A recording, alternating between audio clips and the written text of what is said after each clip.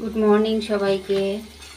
সকালের কাজ সেরে চান টান করে পুজো দিয়ে এলাম, আর এসে এখন রান্না বসিয়েছি। সব কেটে টেটে পরিষ্কার করে রেডি করে নিয়েছি। এখানে হচ্ছে পনির ভাজা হচ্ছে, পনির দিয়ে মটর আলু দিয়ে তরকারি করব। এখানে দুটো আলু সেদ্ধ করে রেখেছি।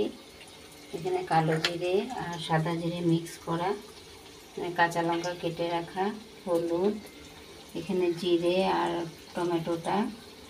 টমেটোটা গ্রেট করে নিয়েছি। আর এখানে হচ্ছে আদা, এখানে সেদ্ধ মটর। এই দিয়ে পনিরের তরকারি করবো। পনিরটা ভাজা হয়ে গেলে তারপরে আবার দেখাচ্ছি। এখন পনিরটা বসাবো। এই যে কালো জিরেটা দিয়ে দিচ্ছি।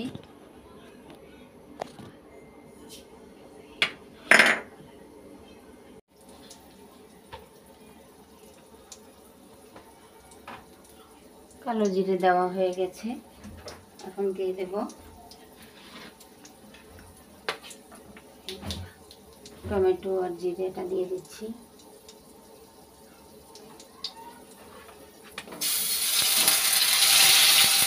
টমেটো, জিরে, আদাটাও দিয়ে দিলাম। হলুদ দিয়ে দিচ্ছি।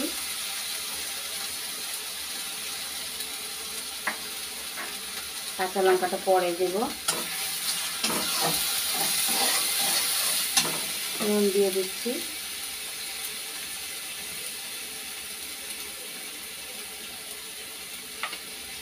নুনটা দিয়ে মশলাটা কষিয়ে নিই।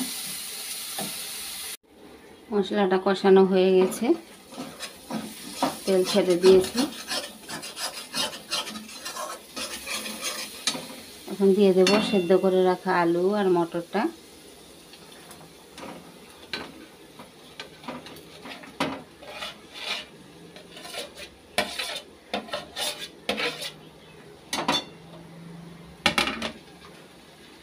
দিয়ে দেব কাঁচা লঙ্কা, কেটে রাখা কাঁচা লঙ্কাটা। আর এই যে মটর সেদ্ধ করেছিলাম, ওর জলটা দিয়ে দিচ্ছি, একদম ফ্রেশ জল। এখানে আবার একটু গরম জল করে রেখেছি।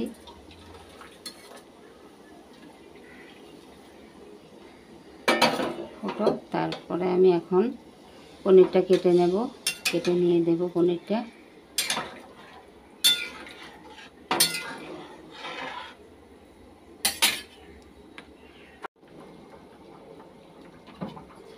ঝোলটা ফুটে গেছে, এখন পনিরটা দিয়ে দেব।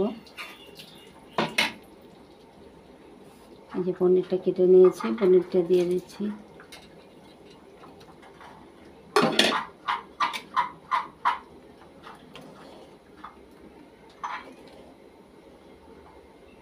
ফুটে গেলেই নামিয়ে দেব। পনিরটা হয়ে গেছে, এখন দিয়ে দেব একটু পনির মশলা।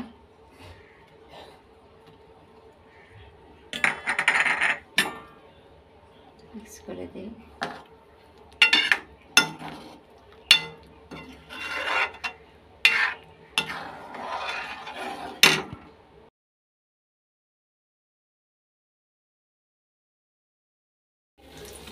এই যে গোটা জিরে দিয়েছি আর একটু জিরে বাটা দিয়েছি তেলের মধ্যে। আর আদা দেবো এখন। আদা দিয়ে দিলাম। আদা গ্রেট করে রেখেছিলাম, আদাটা দিয়ে দিলাম।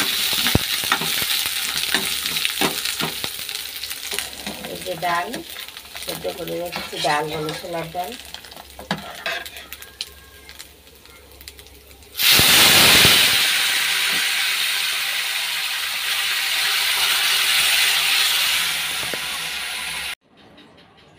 যে ফ্রেন্ডস, এই যে এগুলি এখন ভাজা করব ডালের সাথে।